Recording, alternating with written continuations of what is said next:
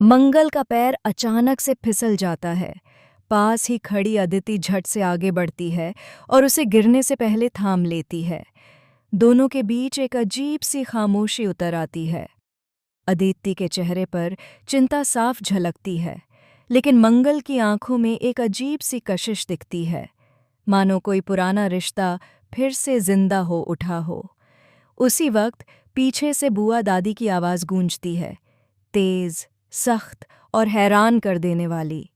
ये मंगल किस पराये आदमी के साथ खड़ी है? ये तो वही है जो हमारे पोते के साथ होने का दावा करती है और यहाँ किसी और के साथ रंगे हाथों पकड़ी गई है। पूरा माहौल एकदम ठहर जाता है। आदिति तुरंत पीछे हटती है और मंगल कुछ कहने के लिए होंठ खोलता है, लेकिन शब्द जैसे गले में अटक जाते हैं। बुआ दादी आगे बढ़ती हैं। उनकी नज़रों में गुस्सा है, लेकिन उनके मन में जो तूफान चल रहा है वो किसी को दिखाई नहीं देता। उधर मंदिर में जेई से नए तय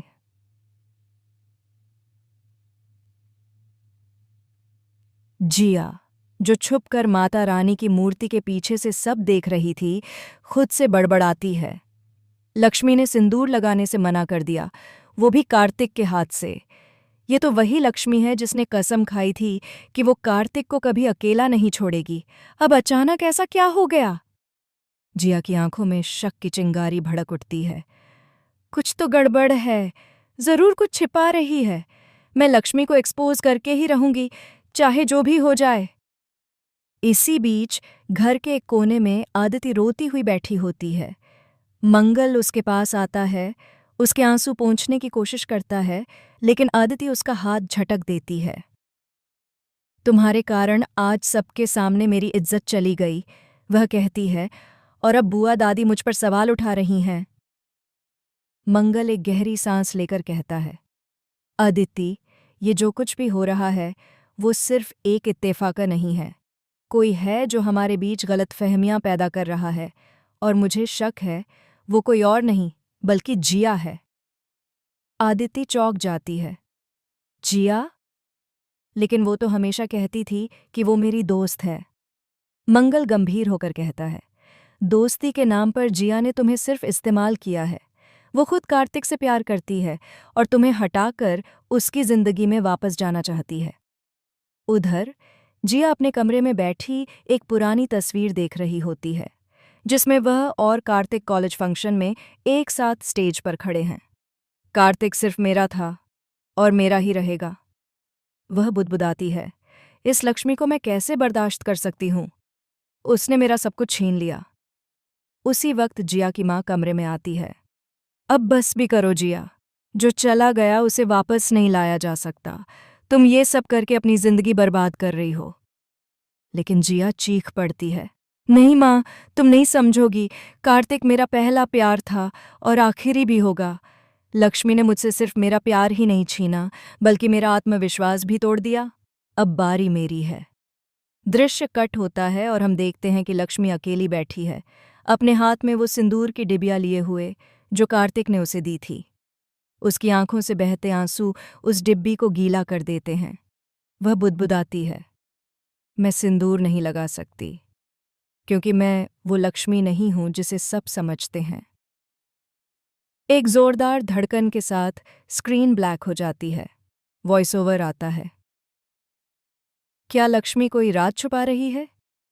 क्या उसकी असलियत कुछ और है? वॉइस ओवर आता है। क्या लक्ष्मी कोई राज छुपा रही है?